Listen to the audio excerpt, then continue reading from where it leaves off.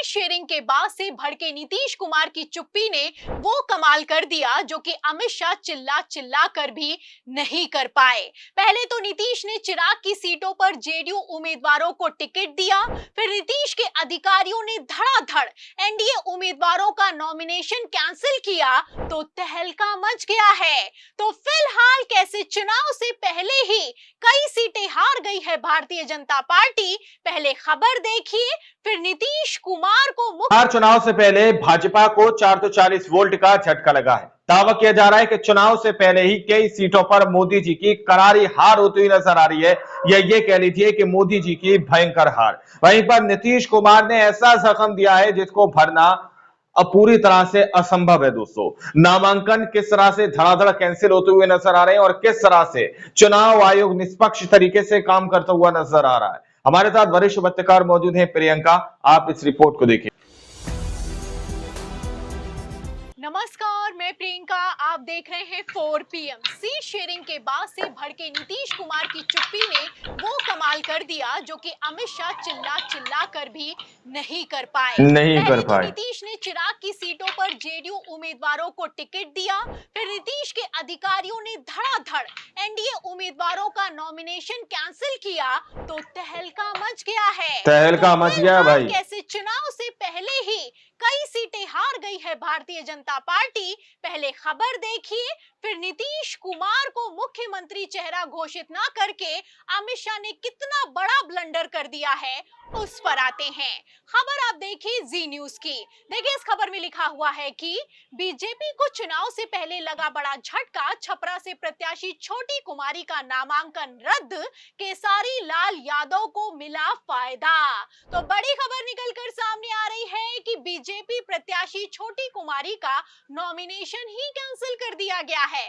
आपको बता दें कि आरजेडी ने छपरा सीट से जाने माने भोजपुरी स्टार खेसारी लाल यादव की पत्नी चंदा देवी को टिकट दिया है। एक तरफ चंदा देवी ने नॉमिनेशन फाइल किया है तो वहीं दूसरी तरफ बिना वोटिंग के ही छपरा सीट आरजेडी के खाते में जाती हुई नजर आ रही है। और सिर्फ छपरा नहीं बल्कि मढ़ौरा से लोजपा आर प्रत्याशी सीमा सिंह का भी नामांकन रद्द हो चुका है। बता दें कि चुनाव से पहले देखिए चुनाव आयोग ने अवैध दस्तावेज पकड़े हैं, जिसके चलते 3 अन्य को भी बाहर कर दिया गया है। मतलब पहले नीतीश कुमार ने चिराग पासवान की सीटों पर दनादन अपने प्रत्याशियों को टिकट दिया, फिर चुनाव अधिकारियों ने भी तगड़ा खेला किया है।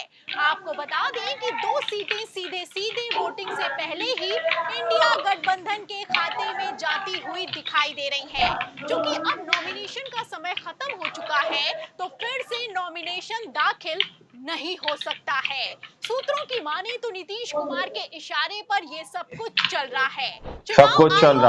नीतीश कुमार के इशारे पर की मिली भगत ने चिराग पासवान के साथ बड़ा खेला कर दिया है।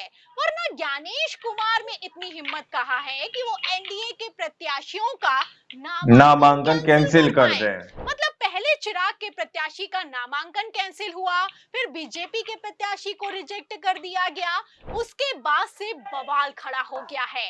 खेल समझिए, ये वही चुनाव आयोग है जो कि प्रशांत किशोर के सबूत दिखाने के बावजूद सम्राट चौधरी का नामांकन कैंसिल नहीं कर पा रहा है। जबकि सम्राट चौधरी खुद नहीं बता पा रहे हैं कि उन्होंने 10वीं को कहां से पास किया है।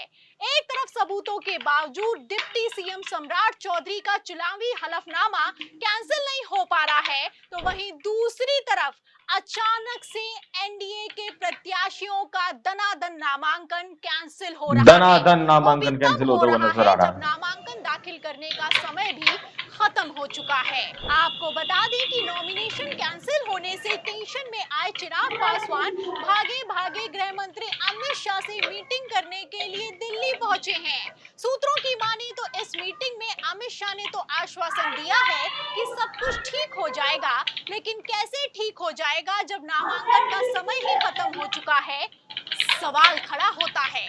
मैं अभी फ़िलहाल चुनाव आयोग में हम लोगों ने उसका रिप्रेजेंटेशन दिया है। मुझे लगता है एक हल्की सी चूक की वजह से संभवतः ये विषय इस तरीके से उठ के आया है। मुझे उम्मीद है कि आने वाले एक आध दिनों में इसको भी सुलझा लिया जाएगा। तो सुना आपने, चिराग पासवान का कहना है कि 1 से 2 दिन में ये मुद्दा खत्म हो जाएगा, इशू रिजॉल्व हो जाएगा। इशू रिजॉल्व कर दिया जाएगा। समय खत्म हो चुका है, फिर भी ये इशू कैसे रिजॉल्व हो जाएगा, कई तरह के सवाल खड़े होते हैं।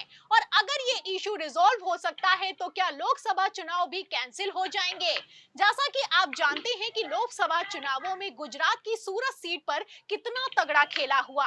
नामांकन का समय खत्म होने से ठीक पहले कांग्रेस का नॉमिनेशन कैंसिल किया गया, फिर अचानक से 8 उम्मीदवारों ने भी अपना नामांकन वापस ले लिया। पूरी सोची समझी रणनीति के तहत गुजरात की सूरत सीट पर खेला हुआ, जिसके चलते भारतीय जनता पार्टी के मुकेश दलाल को निर्विरोध वोटिंग से पहले ही विजयी घोषित कर दिया गया। फिलहाल भारतीय जनता पार्टी ने जो खेल विपक्ष के साथ किया था वही अब उल्टा पड़ता हुआ नजर आ रहा है। ये हाल तब है जब नीतीश कुमार चुपचाप अपना काम कर रहे हैं। नीतीश कुमार जब चुपचाप काम कर रहे हैं, आ गए तो बिहार में एनडीए का क्या होने वाला है आप अंदाजा लगा सकते हैं।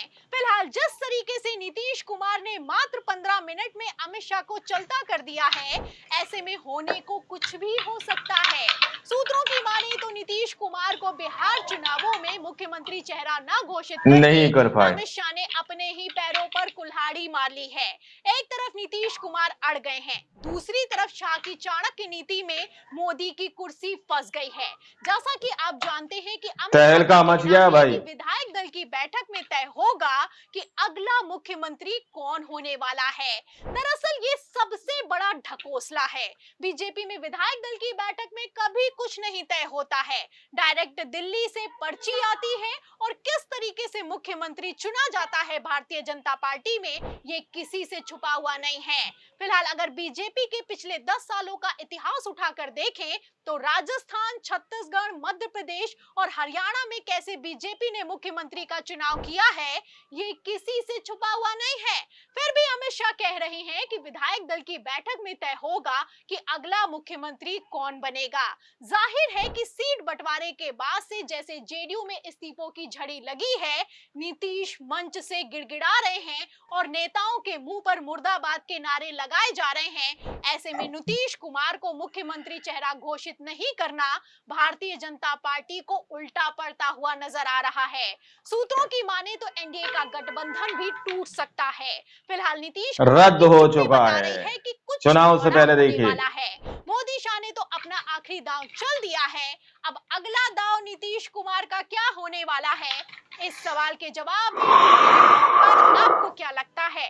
आखिर किस दम से चुनाव आयोग चिराग पासवान और भारतीय जनता पार्टी के प्रत्याशियों के नामांकन कैंसिल कर रहा है? इस सवाल के जवाब में जो भी आप सोचते हैं हमें कमेंट बॉक्स में जरूर लिखें। वीडियो को ज्यादा से ज्यादा शेयर करें, हमारे चैनल को लाइक करें, सब्सक्राइब करें, ज्वाइन करें। फिर मिलती हूँ अगली खबर के साथ, तब तक के लिए धन्यवाद। दोस्तों, आप लोगों ने इस वीडियो को शुरू से आखिर तक देखा। वीडियो के अंदर साफ तौर पर बात की गई है कि किस तरह से कई सीटों पर मोदी जी की या भाजपा की करारी हार देखी जा रही है। दोस्तों, नीतीश कुमार जिस तरह से उनको सीएम का फेस बिहार के अंदर घोषित नहीं किया जा रहा, जिसकी वजह से नीतीश कुमार भी नाराज और खफा खफा नजर आ रहे हैं। दोस्तों, वहीं पर भाजपा के कई प्रत्याशियों के नामांकन को कैंसिल कर दिया गया, जिसके अंदर उन्होंने जो भी डॉक्यूमेंट्स दिए हैं, जो भी दस्तावेज दिए हैं, वो पूरी तरह से सही नहीं है, जिसकी वजह से धड़ाधड़ नामांकन कैंसिल होते हुए नजर आ रहे हैं। दोस्तों, तो वहां पर आरजेडी हो या फिर सीधे तौर पर जेडीयू हो या फिर सीधे तौर पर ये कह लीजिए कि इंडिया गठबंधन हो, उन लोगों के प्रत्याशी को जीतने की संभावना बहुत ज्यादा बढ़ती हुई नजर आ रही है। दोस्तों, तो ये तस्वीर बहुत कुछ बयां करती है कि बिहार के अंदर के रिजल्ट और नतीजे क्या सामने निकल कर आएंगे। अब आप लोगों ने इस रिपोर्ट को देखा सुना, आप लोग इस रिपोर्ट के बारे में क्या सोचते हैं, क्या समझते हैं, अपनी राय कमेंट सेक्शन में जरूर दीजिएगा। मिलते हैं अगली वीडियो में, जब तक के लिए जय हिंद, जय भारत।